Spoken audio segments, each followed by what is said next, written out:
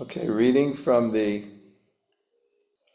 Bṛhad-bhāgavatāmṛta, Book 2, Text 76. Om Namo Bhagavate Vasudevaya. Om Namo Bhagavate Vasudevaya. Om Namo Bhagavate Vasudevaya. Manye thāpi madīyo yam bhavej jagad-īśvaraḥ nāsti tal-lakṣaṇaṁ māhātmyādau śrutaṁ. Still, I cannot imagine that my deity is the Lord of the universe. My deity doesn't have the characteristics I have heard described in the glorification of the month of Māgha and other scriptural texts. Om Jnana-timirandasya gananjana shalakaya taksur unmilitam yena tasmai Sri Gurave Namaha. Sri Chaitanya Mano Bhishtam Stapitam Yena Bhutale Swayam Rupa Kadamayam Dadati Swapadantikam Vanchakalpa Tarubhyascha Kripa Sindhu Bhayevacha Patitanam Pavanebhyo Vaishnavebhyo Namo Namah.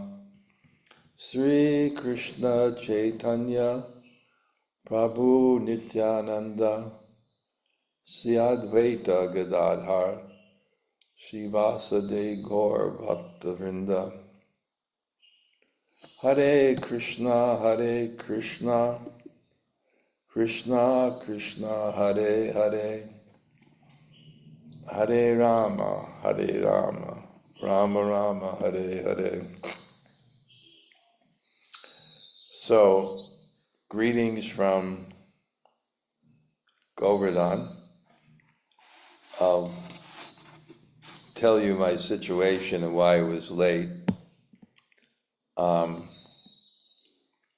A student of mine from 40 years ago, maybe 38 years ago, he's now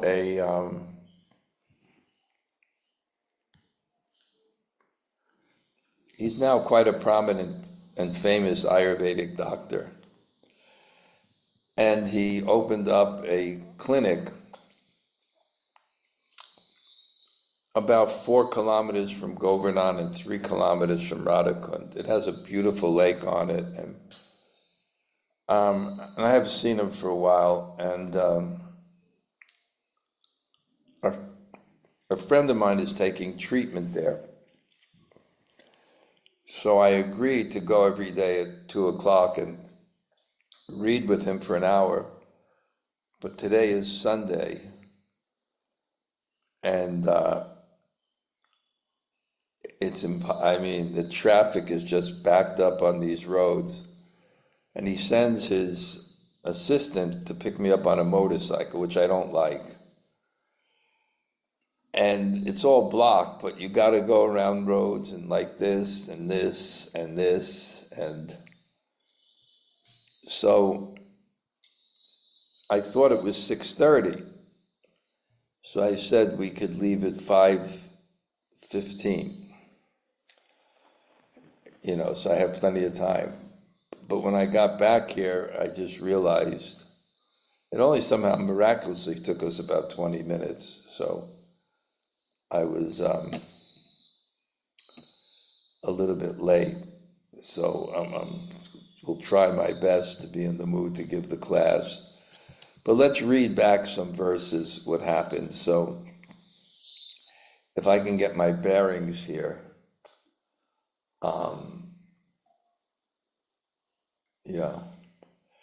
Everything, in actually speaking, it's important to have the knowledge, but it's important to have the mode. And wow, what a hair-raising ride and bopping into the asana for the class. But, okay, let's just go basics. That Marge Prickett is continuing to explain this summary of the Bhagavatam to his mother after he's just been fully enlightened by Sukadeva Goswami. He finished the first part, which answered the question, who is the topmost recipient of Krishna's mercy? And it points to the gopis, the residents of Vrindavan. And remember, this is being told by Sanatana Goswami, which he's somehow accessing this incredible story that we've been telling in what we call Samadhi Bhasha. It may not even be written someplace, but if you can imagine that God is above time, so you can imagine the expanse of his universe, of his planets, of his Leela, of his pastimes. So great saints, when they are humble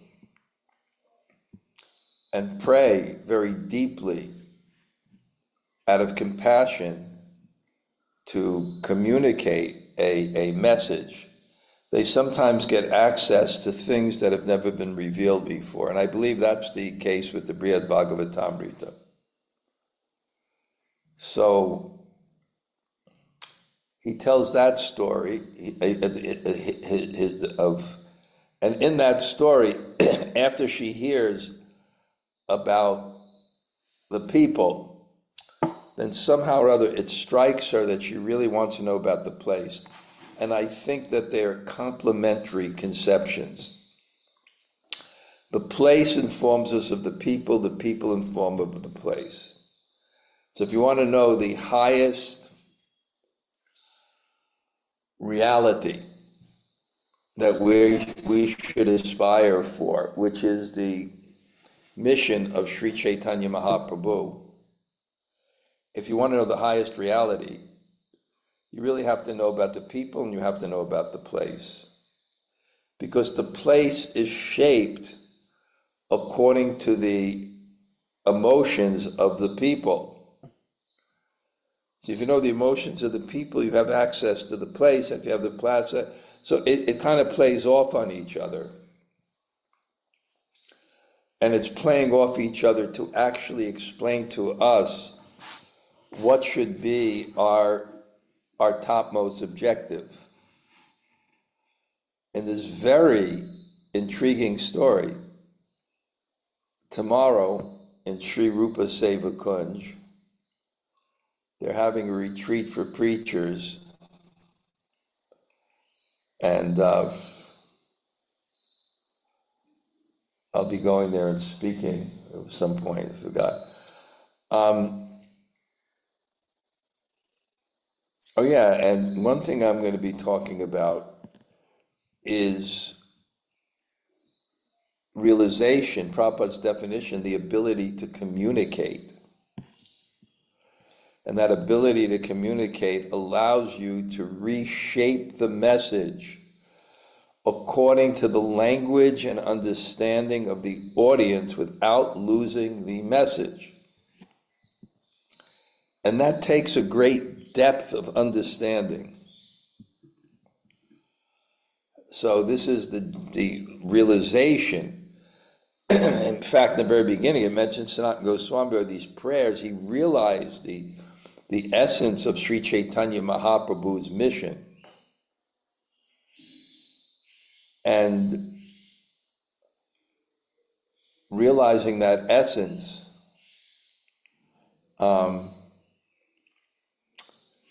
he begins to explain in terms of these two stories that give progression in terms of the people, give progression in terms of the place,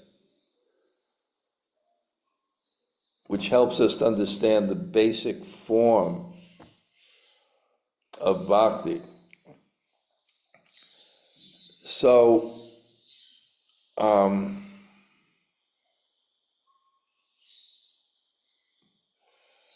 So Uttara, now their memories coming back once you start to speak.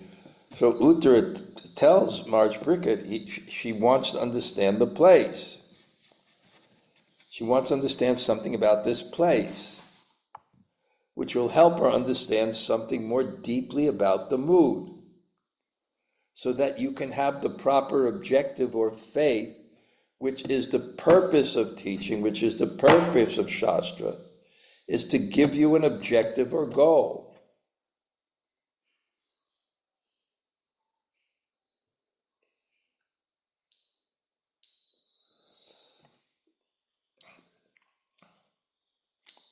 So he says, okay,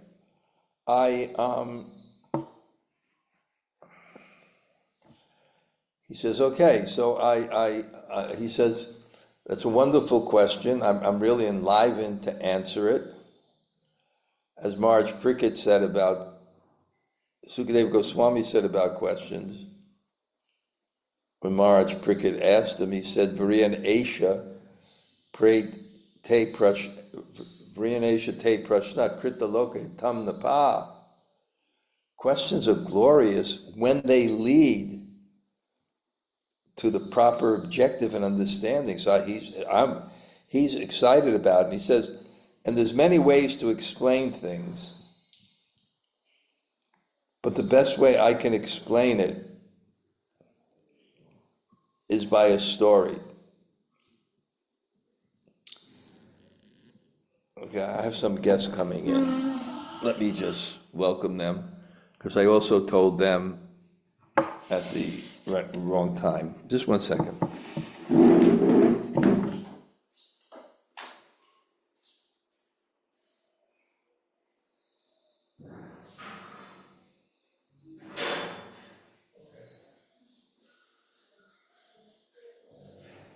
Come in quickly.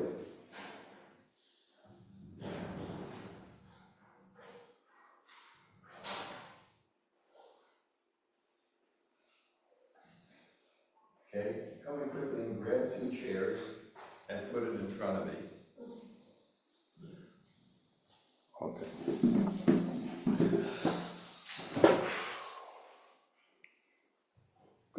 There's 2 chairs outside. You grab them. Okay. Yeah.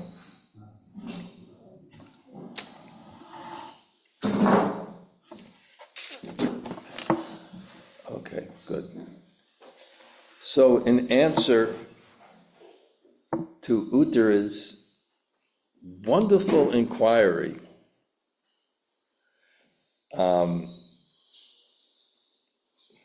that's why hearing is considered the best service. Hearing is a better service for sadhu than there's parishevana and there's paricharya. Paricharya means physical service, it's nice. Parishevana means hearing. And hearing is such a good service because it engages the person you serve also in service. Prabhupada said that's the basic missionary principle. The basic missionary principle is the gratitude one feels when someone serves as an instrument to allow you to speak about Krishna. So Maharaj Bṛhad is really excited with his mother's question. He really wants to discuss basically this Dham Tattva about the holy place. I have some guests here. We're explaining that. I don't know if you studied the Bṛhad-bhāgavatāmṛta, but there's 2 concepts that are important to understand the absolute truth. One is the people and one is the place. Because the place is shaped by the mood of the people. And so if you know about the people, they play off for each other, you know about the place. If you know about the place, you know about the people. Because they're both, it's all composed of bhav. Just like Srimati Radharani is Mahabhav Sarup. So her form is the form of love and giving pleasure. So bhav takes a form. And the place facilitates, the place is created to facilitate the emotions. We even have this in the world. We have a place that facilitates the emotions the love that we want to exchange. So Maharaj Parikshit is very happy about the place.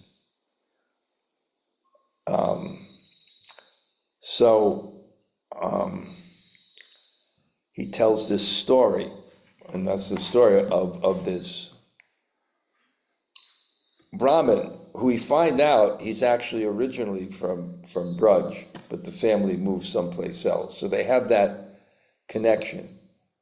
Just like I was giving class here a couple of weeks ago, and this devotee sat in the class, and I know who he was. I never met him, but he turned out to be, even though he was a consultant in London, he turned out to be from a lineage from Govardhan that left during the time of Aurangzeb, the Hindu-hating king, threatened to turn the Jamuna red with the blood of the cows and the Brahmins.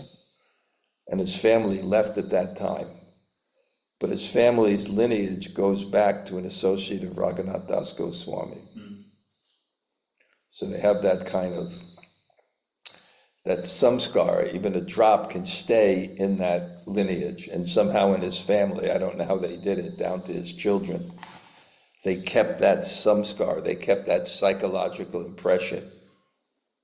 They said when his daughter comes to India, she won't wear shoes.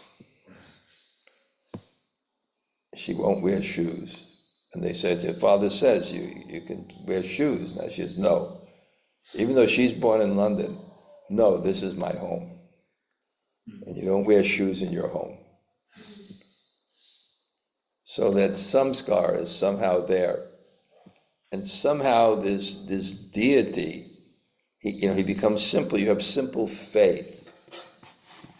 And faith, simple faith and humility, the foundation of basic faith and humility is that there's a truth. The basic foundation of humility is seeking. There's something higher than my understanding and my opinions. And therefore, kind of a saintly person, he has an inclination to follow authority. I know there was a great saint in Braj. He was the guru of one of my friends. And he basically had 18 degrees from Benares Hindu University in all subjects. And he would do Māhātmyādau till 5 o'clock. Then he would teach Shastra. And then he would stay up till midnight serving the cows, cooking dalia for the cows. But when he went to a doctor, he was very submissive.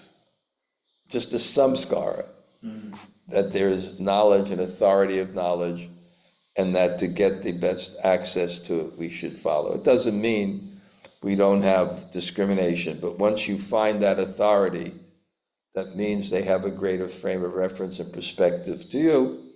And when you find that, then you follow it. And therefore you get access of their knowledge. If it's actually a medical authority, by following their thing rather than your own whims, it will lead to better health. Now, unfortunately, it's hard to find a medical authority. But if you do, you have to follow. Or in music, or in Shastra, or in spiritual knowledge, guru. And that was the basic samskara. That's why I used to laugh when I go to an Indian's house and they have Radha Krishna on the altar and their grandfather and their grandmother and all the family, and like I just, me coming from the West laugh, oh, they're so ignorant. But I look back, there's something charming of that. Acharya mam vijanayam nava manye tahar. We should worship the acharyas, our very self. We should not envy them in any way. And why do we envy authority? Naturally envy authority. Because authority dictates what the world is, not according necessarily to our desires. So we want to be the controller, to be the enjoyer. So there's a certain lack that I'm not controlling.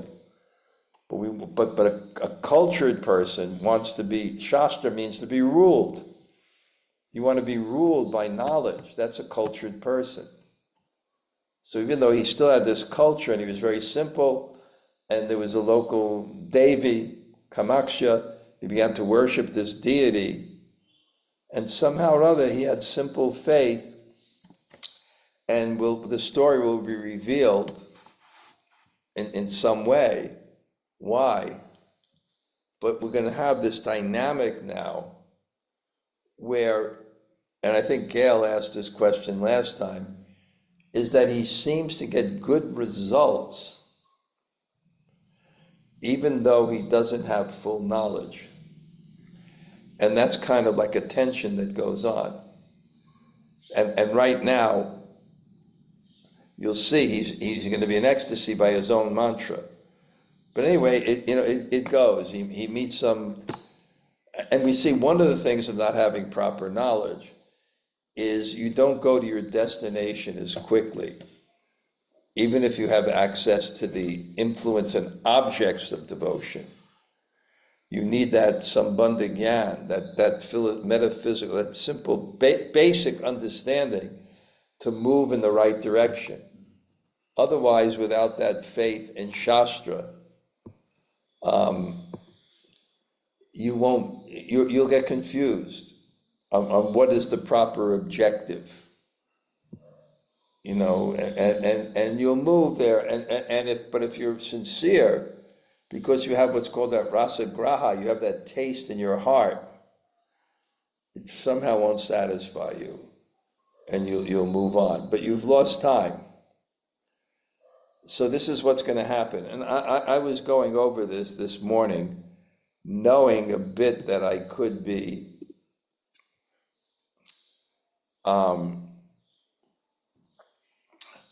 there are several sections in the purports, and I want to read this, where it describes this dichotomy, because he's really getting something that sometimes, real ecstasy from his mantra, but still he's being criticized from a shastric perspective, from an overall perspective, because he could go so much quicker, because he's dallying. He got confused by it's impressive, by the swahas, the mantras, and all these rituals. And they had authority to him, because there is some authority in that. So he got confused. And then the Gyanis, with their detachment and their understanding, their philosophy, he got confused. And now, somehow the deity keeps on appearing to him. And we discussed this point before, that it's hard to understand the inconceivable will of God, but sometimes when he thinks you require faith, but can't touch you on the corporal platform, they can meet you in dreams. Mm-hmm. So he pushed them in dreams. So they kept on. Then the wife of the deity, Lord Shiva, came, and it's pushing him. And he came and told him to get out of this, because he got depressed, because he was so attracted to his mantra and his deity and his simple faith and the feeling he had. But in a sense, he's with all these Gyanis, and it's just so impressive. They're so in the mode of goodness. They're so detached. So he got depressed, because I'm confused. But somehow at that moment when he needed something, in that desperation, sometimes we call this the transcendental system. When in your heart, you're not satisfied and you want to go deeper, and it's real sincere, and you understand something. You understand something that's not right. I want something deeper, and you do, because it's very hard to be sincere. Because sincere means I want the truth. And the truth doesn't necessarily conform to our desires. So when we go deep in spiritual life, we hit that point. Are we going to actually be sincere and actually desire whatever you want, Krishna, I will do? That's what a gopi is. Kinkari. Whatever you want, I will do. Do we really want to be in the spiritual world? Doesn't seem so. Because we have our own independent agendas. And you're not going to be able to have that when you go to the spiritual world. Ekala Ishvara Krishna Bṛhad-bhāgavatāmṛta, there's one. And others are dancing to that one. It's the world of love. And if you have love, you are ruled by the wishes of that whom you beloved. So if you actually want love, you're not the controller. So it's a big dichotomy in this world. We say we want love, we want ultimate love, but we don't want to be ruled by anything other than our own whims. And we go on this journey like he's going. We go here, we go here. No, we're not moving straight enough. We're not moving fast enough. 20 years, 30 years, 40 years, 50 years of devotee. Are we pulling up the anchor? The story of the boatman, pulling up the anchor. Are we rowing in the same place? So that's why these Pradyumna, great Pradyumna, Prabhupada's Sanskrit Pandit, he described this concept as sadhu sarg, friction with the sadhu. Because the sadhu represents the truth, and we represent our whims. And there could be this friction. Anyway, this dichotomy, that somehow or other, even though he's getting something, and who can say by his previous samskaras how Krishna is dealing with each person individually and when? You don't know sometimes. The greatest rascal can be the greatest saint. The greatest rascal was the time that he had this karma to work out, etc., and that's finished, and boom. Now all of a sudden he's got the message. So here it says, because the Brahmin lacked the mercy of a pure devotee, his chanting of the Gopal mantra was bearing undeveloped results instead of mature fruit. Real spiritual knowledge had eluded him. Then another purport, anyone with good discrimination would be able to deduce from the similarities between Lord Madhava and Lord Gopal that the deity of the Brahman's mantra was the very same Lord of the universe appearing in Dashmeta Ghat. The Brahman, however, was too foolish. So his Lord was appearing, he was in Prague, it was appearing but in another form. And he couldn't recognize it. But he was simple, so they said, worship this deity, you'll be free from confusion. Because initially, when Lord Shiva directed him to go towards Mathura, he was chanting Mathura, Mathura, Mathura. When he directed him going towards Mathura, you go by Prayag, just like Rupa and Sanatan. When they were on the way to Vrindavan, you come there, and he came and he saw these devotees chanting. And when he saw these devotees chanting, he was making fun of them. And they got angry, but some were a little bit compassionate and said, no, you don't understand. We worship God. And we're a Vaishnav community. We're initiated in different ways. So we have different Ishta days, but it represents the same principle. Another purport says, since the ignorant Brahmin lacked the instructions and blessing of a pure devotee spiritual master, he had not yet developed true knowledge and faith, but he was still reaping the benefits of sadhu sanga and prayag. Even without the support of Guru and Shastra, he was making some advancement by associating favorably with the Vaishnavas. He kept chanting the 10-syllable Gopal mantra, renowned among the mantras as the most excellent. And as his heart became more and more cleansed, he entered into intense meditation, which he saw the Lord as vividly as the Lord was physically present. So somehow the objects have influence, but they have more influence when you approach them properly. And you approach them properly when you have the proper understanding. So still, and it said sometimes the ecstasy of meditation made all the external functions of his senses stop, as if he achieved samadhi. The symptom was but a superficial reflection of the advanced conditions of bhava and prema. It arose not from mature understanding of the object of meditation, but the transcendental influence of the object itself. So there wasn't a mature understanding. If you don't have a mature understanding of something, you can't approach it in the right way and get the effect. But still, there was some influence. So this is some dichotomy that's going on. So, okay. So they chastised him. The Brahmin felt ashamed, and he asked, who is this God? Where does he live? And they told him he lives everywhere, within, without. No one can compare to him. He's the super soul. He dwells in the world. And to his servants, he gives his very self. So they're explaining about God. And it's glorified in the Shastras, and who can describe his greatness? But while you're here, listen to the history spoken about him from the Puranas. You'll begin to understand. And bow down to the deity and behold him, the direct manifestation of the Lord of the universe, and soon you'll understand this and more. So by Shastric understanding and direct connection, you'll begin to get understanding. We'll give you the understanding, we'll also give you the influence of the object, and we'll increase your understanding. And as you do that, there'll be some revelation.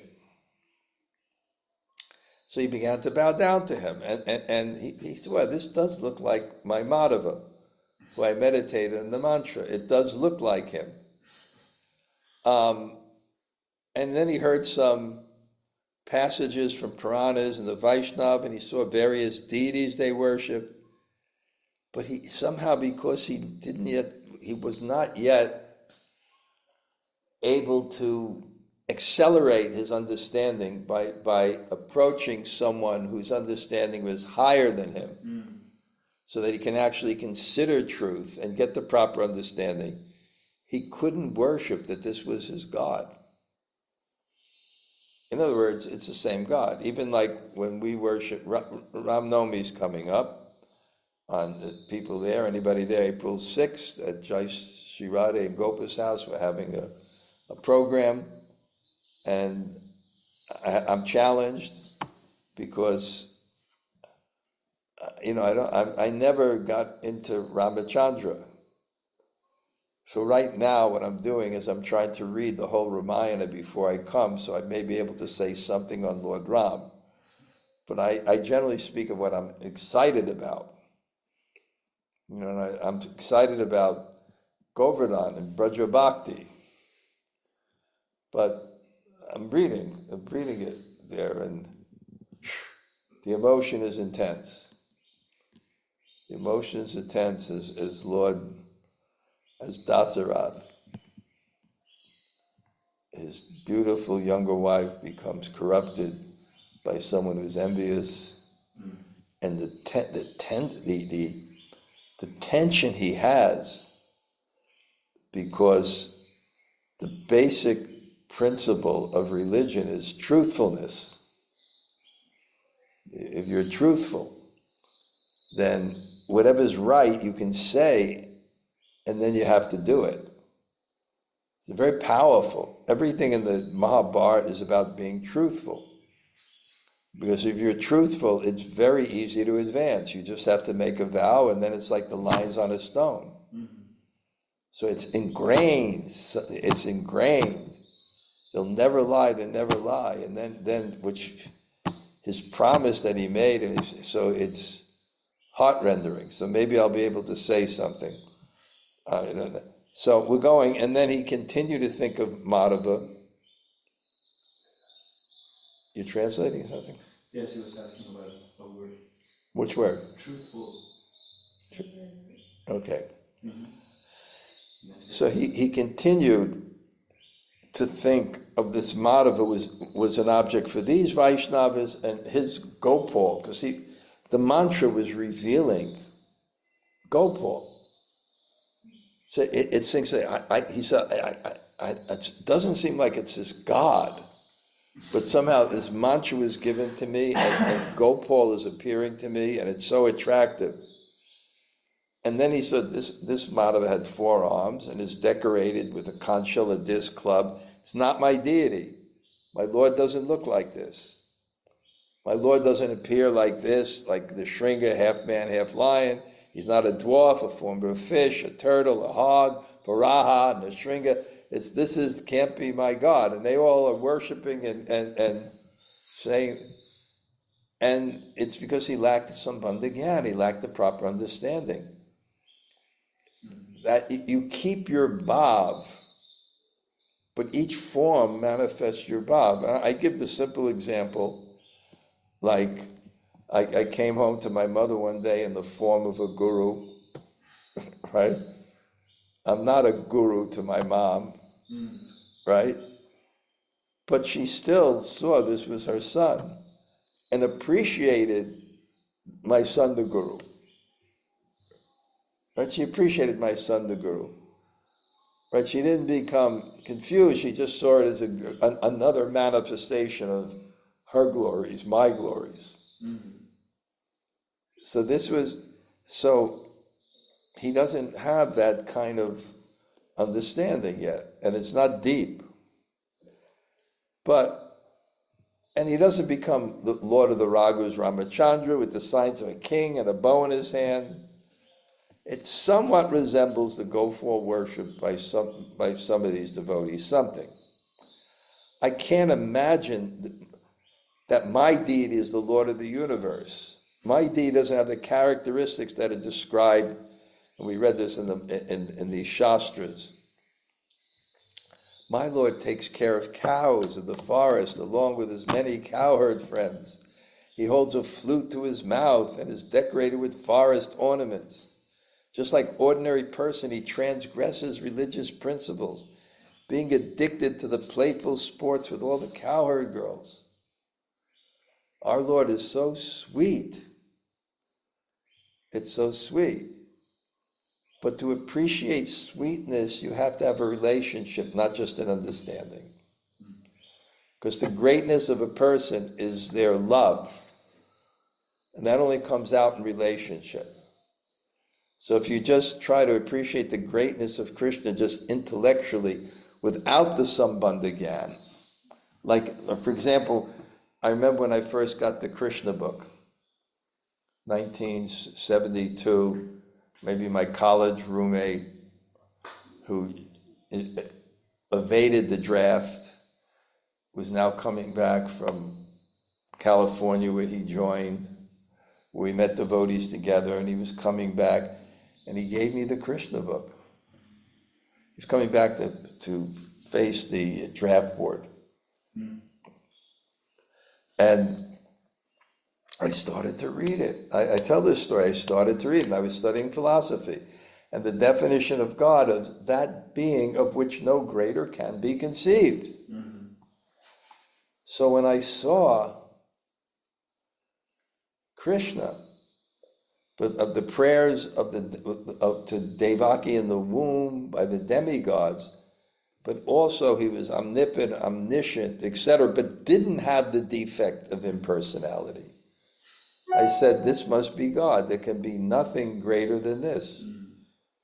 That he's pervading everything. Mayam tatam idam sarvam jagat avyakta murtina. I'm not in everything. I spread out everywhere. I'm controlled, but I don't have the defect of impersonality. I still have that personality. But to really realize it, to realize personality, what is personality? I'm a lover, I'm a friend, I'm a parent, I'm a child. To realize personality only comes in loving relationship. So he's feeling something, but he doesn't have this broader understanding. By the power of the goddess, I felt bliss in worshiping him. Therefore, I shall never abandon him or my chanting of his mantra.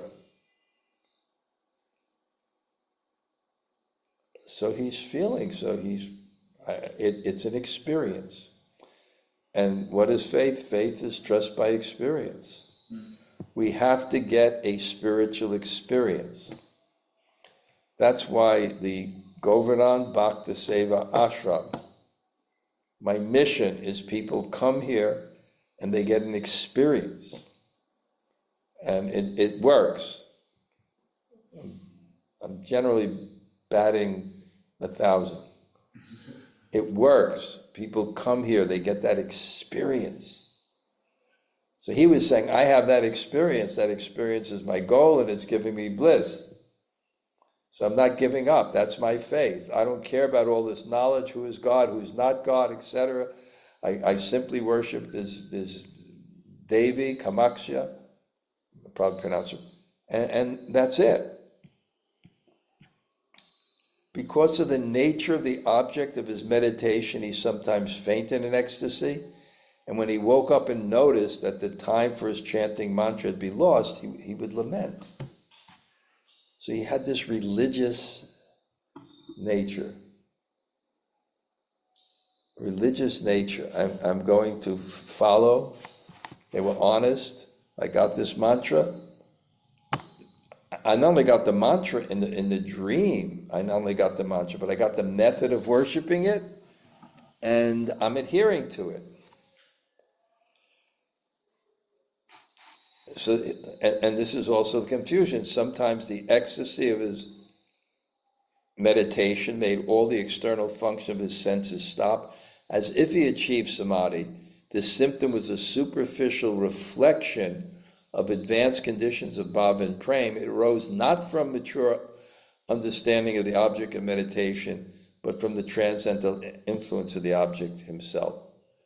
So it just shows you the power of the transcendental influence of the object itself, but still, it's not the ultimate realization of the object itself.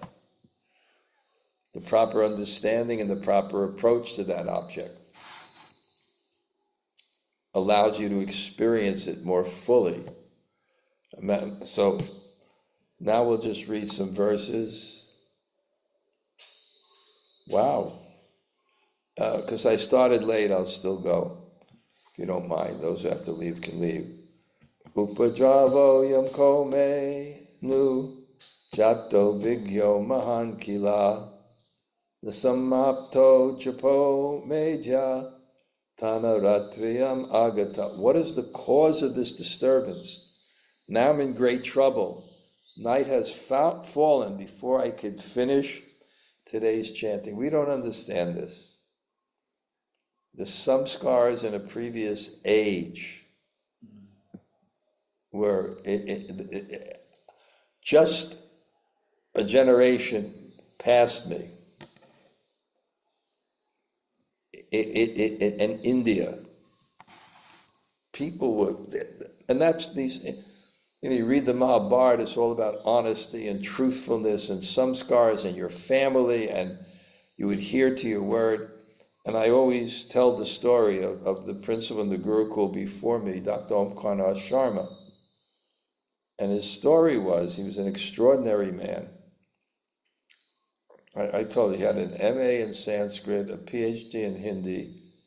He was a master yogi. He was a master artist. Master? Artist. Oh. A visual artist. He was an artist. Oh, okay. He was also a successful businessman. Maybe I should visit his hotel in Agra, the Govardhan Hotel. And he had an MA in filmmaking from the University of Southern California in 1950. Wow. And he was the head of a joint family. So he had to keep peace. And I told this story many times. People here haven't heard it, so I'll tell them. His youngest brother was more or less a contemporary of his only son. And they would get into conflicts. And to keep peace, he had to support his youngest brother. And his son became insulted and left home. And after a year, his son didn't come home, and his wife died of heartbreak. And then he vowed, until my son comes home, I will never again come home. I will never eat any grains. I'll never take anything sweet. I'll never have any condiments. I'll never have any spices, pulses. So his diet was just, in the morning, milk and fruit, in the afternoon, yogurt and boiled sabji. That's what he ate. And I met him 40 years after this. And still he was following? He's like following. That's the way they were. They had that, so you can imagine back then, they had that samskara. So I've made that, and they'll die for the truth. There's very few people, because I've counted this phrase, rationalization is intelligence in the service of the false ego. We can rationalize away things. There are very few people that can die for the truth. I'll name one, Jagad-īśvaraḥ Swami. He will die for the truth without any personal consideration. And therefore, in the history of the Hare Krishna movement, he always represented the truth in so many different instances, against all odds. He represents the truth. A Brahmin, Jagad-īśvaraḥ Swami, a Brahmin, they follow the truth. And therefore, they can't be controlled. And you have to be detached. See, the Brahmins were detached, so they can't be controlled. See, if you're not detached, you can be controlled, because they can take away the source of your attachment, your position, your money, your reputation, etc. But if you're detached, you can't be controlled. And only a real Brahmin who's detached can speak the truth, because the truth will not conform necessarily to the desires of those who rule, even if it's a spiritual institution. It's just it's psychology. So you need people who are detached in society to speak the truth. But you can see this samskara on him. So he was in pain, and he felt there was an obstacle, and he was just devastated.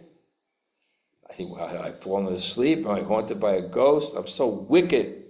When I have reason to be sad, I feel happy. He just condemned himself. So you see it. And one day, while lamenting in this way, he began to feel drowsy from fasting. He saw Madhava, who consoled him and gave him. So again, somehow this deity appeared to him. Dear Brahmin, please remember the words of Vishveshwara, the husband. Go on the path to the shore of the Jamuna to Sri Vrindavan. So, by my mercy there you obtain extraordinary pleasure. Go and don't delay on the road for any reason. Thus the Brahmin arose early in the morning and happily set out on his journey. Gradually he came to blessed Madhupuri and bathed at Vishvantatirtha. He went on Vrindavan and felt enlivened at every moment while chanting his mantra. He saw in meditation most of the companions and surroundings from Krishna's pastimes. He wandered here and there, and that's where we're going to continue next. Now he's going to get in Vrindavan, and that's when the story of Gop Kumar is coming. So this is so intriguing by Sanatana Goswami, how he's able to, in such an interesting way. Prabhupada said realization, ability to communicate in an interesting way. So he's taking this subject matter, which is the highest end level of realization. And he's communicating in this interesting way. Okay, Jamuna Jai, you must be already.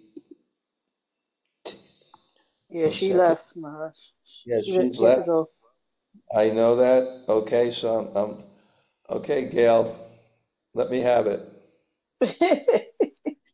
Yeah, Maharaj, I'm just a little bit confused when it comes to, for one thing, does this Brahma have a name? This devotee of Kamaksha? He's not given a name? Just right now, it's the Bṛhad-bhāgavatāmṛta Brahmin. Oh, okay. We'll find out. Everything will be clear. We just have to wait. Okay, so when we say he received darshan of his deity, because was it in a dream? Because I'm wondering, how did he know how to describe the form of his Gopal deity? It manifests to him by the influence of the object. The conception came into his heart. Into his heart. It wasn't like in a dream. It wasn't a dream. It was, yeah. No. He had a vision. He had a vision. Yeah. Okay. Okay, Maharaj. Thank you. Anybody else like to say hello?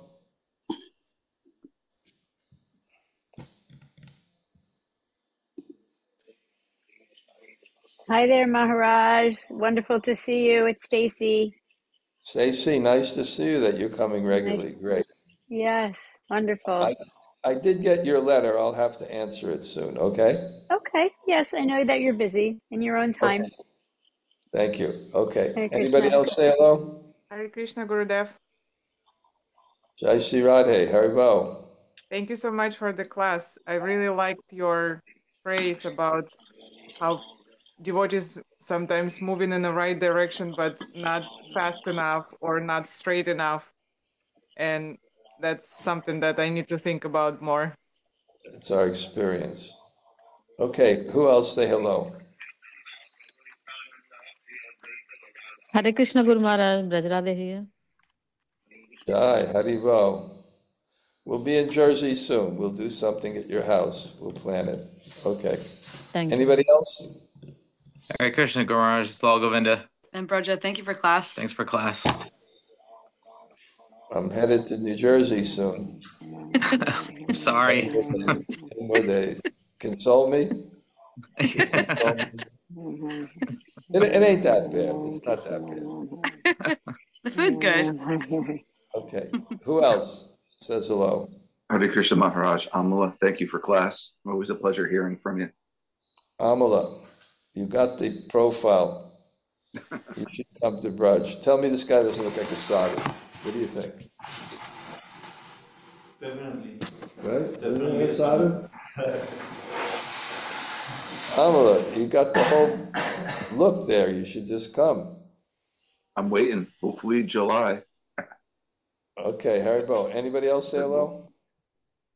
Hare Krishna Maharaj, this is Krishna-katha. Thank you so much for the class. I like very much that the place represents the form, the shape of the mood of the people, of the person who stay there. Okay, thank you. Okay, who else? Just a few more people say hello. Hare Krishna Maharaj, this is Kelly. Kelly, we'll see you soon. Can't wait. Okay, Haribo. Who else? Hare Krishna Guru Maharaj, it's Kishore Radha. Haribo. Okay, we'll get Haribo. together. Okay, one or two more people.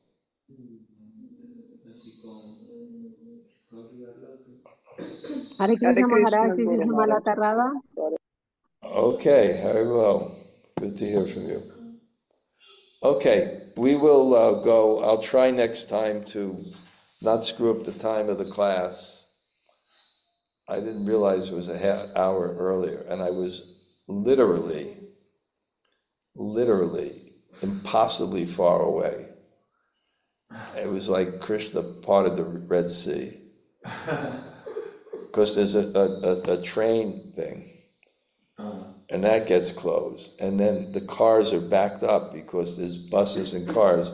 And in India, when there's a train thing, then all the cars come on both sides of the road facing each other. Understand? Usually there's lanes, but they all go, everyone tries to cheat and go on the other lane. But when you have it from both sides, it just causes such a traffic jam. So I'm on the back of a motorcycle, which I don't like, and we're weaving, through like cars and buses and around the side. And I've been doing this every day to visit my friend. Were you in Vrindavan? No. No, it's on the way to Barsana, but then turning towards Radhakund. So it's 3 kilometers from Radhakund, 4 kilometers from Govardhan. Okay, we'll see you all some other time. Okay, Haribol.